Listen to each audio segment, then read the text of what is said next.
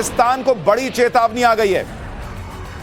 भारत ने आतंकी हाफिज सईद पाकिस्तान भारत को सौंपे, यह पाकिस्तान से कह दिया है। मसूद अजहर, भारत ने कह दिया कि पाकिस्तान आतंकी मसूद अजहर को भी भारत को सौंपे। आतंकी सैफुल्लाह, जो इस पहलगाम हमले का मास्टरमाइंड है, भारत ने पाकिस्तान से कहा है कि इसको भी सौंपो, हमको दो, तुमसे नहीं होगा, हम इनको निपटा देंगे। पहलगाम अटैक का मास्टरमाइंड है सैफुल्लाह। भारत ने पाकिस्तान को मोस्ट वांटेड आतंकियों की एक लिस्ट दे दी है भाई। भारत ने कह दिया है कि ये अब एक दो इस पे उस पे बात नहीं होगी, हम घुस के मारना चाहेंगे मार देंगे, तुमने देख लिया, इसलिए बेहतर है कि ये लिस्ट पकड़ो और हमको हाफिज सईद भी दे दो, हमको वो मसूद अजहर भी दे दो, और हमको ये सैफुल्लाह और बाकी जो पूरी लिस्ट है दे दी है भारत ने कि खत्म करो तमाशा, ये दे दो हमको। और ये बहुत बड़ी बात है। सुनिए विदेश मंत्री एस जयशंकर ने इस पर क्या कहा है। I think the Prime Minister made it very clear that the only talks with Pakistan will be on terror.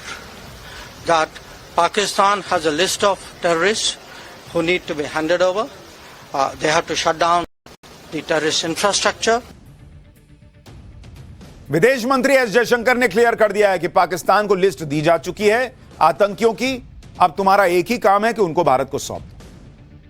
और भारत ये करा सकता है क्योंकि भारत ने इस वक्त पाकिस्तान की नस दबा रखी है, सिंधु जल समझौता। भारत बोले थोड़ा पानी छोड़ेंगे, तुम एक काम करो, उधर से ये आतंकी भेजो इधर। खैर आगे क्या होगा ये तो वक्त बताएगा, लेकिन पाठशाला में अब अगली क्लास आपको बताता हूं। बलूचिस्तान में बड़ा बवाल, इधर पीएम मोदी ने पाकिस्तान के परमाणु बम के फ्यूज उड़ा दिए हैं क्या? पाकिस्तान का ऐसा इलाज शुरू हुआ है कि वो चाहकर भी परमाणु हमला नहीं कर पाएगा क्या? अब इसका चैप्टर खोलने जा रहा हूं। दरअसल पीएम मोदी के बैक टू बैक एक्शन से पाकिस्तान को समझ नहीं आ रहा कि वो क्या बचाए क्या छुपाए। इसी बीच पीएम मोदी ने पाकिस्तान को नई टेंशन दे दी। पहले भारत ने पाकिस्तान के उन एयरबेसेस को तबाह किया जिसके पास ही पाकिस्तान के परमाणु ठिकाने हैं। अब पीएम मोदी पाकिस्तान का वो इलाज करने चले हैं जिससे पाकिस्तान अपने एटम बम से भी हाथ गवा देगा। पीएम मोदी वो प्लान बना रहे हैं जिससे पाकिस्तान के परमाणु धमकी का परमानेंट इलाज हो सकता है। पीएम मोदी वो चक्रव्यूह रच रहे हैं जिससे पाकिस्तान के पास परमाणु हथियार तो होंगे लेकिन उनका रिमोट कंट्रोल ही नहीं होगा, ऐसी स्थिति हो जाएगी। यानी जिस ताकत पर पाकिस्तान उछलता था, पीएम मोदी उसकी ताकत का बटन स्विच ऑफ करने वाले हैं। एक बार यह बटन स्विच ऑफ हो गया तो पाकिस्तान कहीं का नहीं रहेगा। आतंकवाद पर तो पाकिस्तान पहले ही घिरा हुआ है, उसे नेक्स्ट लेवल पर घेरने की तैयारी भारत ने शुरू कर दी।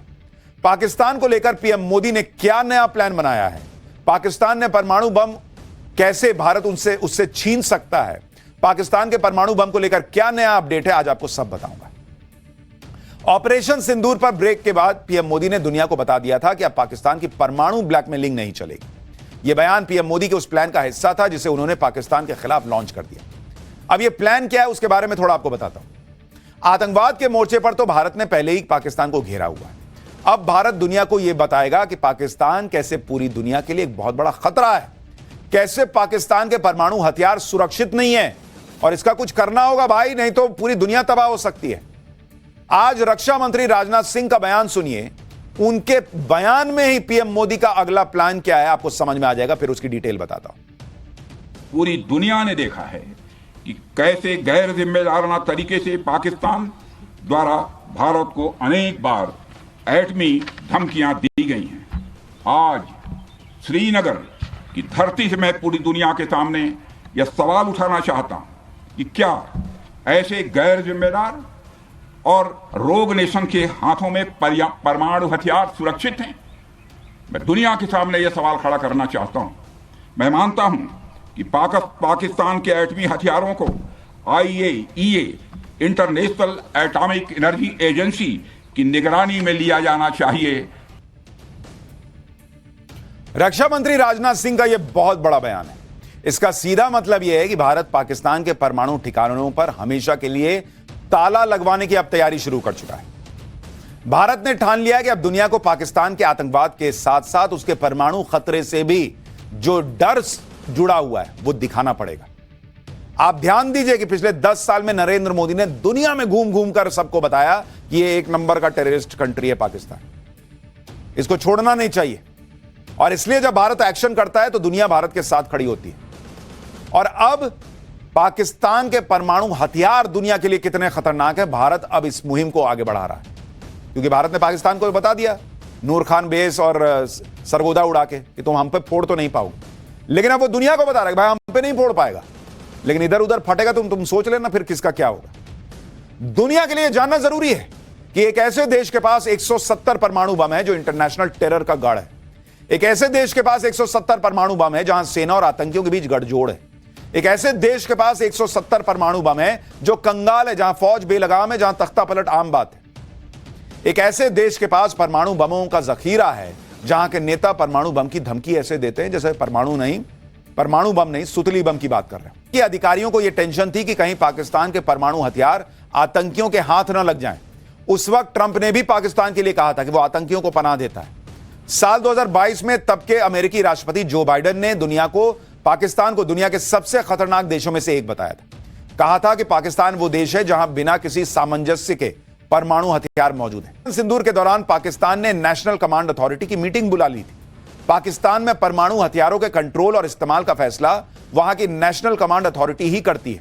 हालांकि बाद में पाकिस्तान ऐसी कोई मीटिंग बुलाने से पलट गया। न्यूक्लियर हथियारों के इस्तेमाल की पॉलिसी को लेकर भी पाकिस्तान का रिकॉर्ड अच्छा नहीं है। साल 1998 में पाकिस्तान ने परमाणु हथियारों का टेस्ट किया था। तब से पाकिस्तान ने कभी आधिकारिक रूप से न्यूक्लियर डॉक्ट्रिन ही जारी नहीं की, यानी पाकिस्तान ने कभी यह साफ नहीं किया कि परमाणु बम के इस्तेमाल को लेकर उसकी रणनीति क्या है, उसकी नीति क्या है, उसका सिद्धांत क्या है। इससे पाकिस्तान को युद्ध के किसी भी स्टेज में परमाणु बम इस्तेमाल करने की छूट मिल जाती है। मई 2024 में पाकिस्तान के न्यूक्लियर कमांड एजेंसी के सलाहकार ने कहा था कि पाकिस्तान के पास कोई नो फर्स्ट यूज पॉलिसी ही नहीं है, यानी पाकिस्तान बेलगाम देश है। इस वक्त किसी भी वक्त परमाणु बम का इस्तेमाल कर सकता है, कोई जवाबदेही नहीं, कोई जिम्मेदारी नहीं। और इसलिए भारत दुनिया से यह कह रहा है कि आप लोग देख लो, हम तो क्या कर सकते हैं, हमने दुनिया को दिखा दिया, लेकिन इधर उधर करेगा तो फिर तुम समझना। इसलिए भारत अब इस बात पर जोर दे रहा है कि पाकिस्तान के परमाणु हथियारों की निगरानी होनी चाहिए। 1957 में स्थापित international atomic energy agency UN की निगरानी संस्था है। IAEA परमाणु ऊर्जा के शांतिपूर्ण इस्तेमाल को प्रमोट करता है। यह सुनिश्चित करता है कि इस टेक्नोलॉजी का इस्तेमाल सैन्य उद्देश्य के लिए ना हो। IAEA दुनिया भर के देशों की न्यूक्लियर एक्टिविटी पर नजर रखता है। ईरान, नॉर्थ कोरिया, इराक में IAEA निगरानी करता है। भारत पाकिस्तान के खिलाफ दुनिया की सबसे powerful body UN security council में जा सकता है। भारत अलग अलग मंचों पर इस खतरे को उठा सकता है। भारत क्वाड, G20, ब्रिक्स जैसे ताकतवर संगठनों का सदस्य है। वो इन मंचों पर भी पाकिस्तान को एक्सपोज कर सकता है। अगर UN सिक्योरिटी काउंसिल किसी देश को दुनिया की शांति के लिए खतरा मान ले तो वो उस देश के खिलाफ अलग अलग सैंक्शंस के अलावा मिलिट्री एक्शन भी ले सकती है। और जब परमाणु बम के आतंकियों के हाथ लगने जैसे खतरे हों तो फिर दुनिया खुद को बचाने के लिए पाकिस्तान के परमाणु ठिकानों का शटर डाउन करने पर सोच सकती है। हालांकि ये इतना आसान नहीं होगा। 5 जगह है जहां पाकिस्तान ने अपने 170 परमाणु बम रखे हुए हैं, जहां परमाणु हथियार और उन्हें ले जाने वाली शॉर्ट रेंज और लॉन्ग रेंज मिसाइलों को रखा गया है। इसमें सबसे पहला नाम है सिंध प्रांत में मौजूद आक्रो मिलिट्री बेस। यह इलाका भारतीय सीमा से महज 145 किलोमीटर की दूरी पर है। दूसरी जगह जहां पाकिस्तान ने परमाणु हथियार रखे हैं वो पंजाब प्रांत का गुजरावाला मिलिट्री कॉम्प्लेक्स है। इस बेस की दूरी भारतीय सीमा से मात्र 60 किलोमीटर की।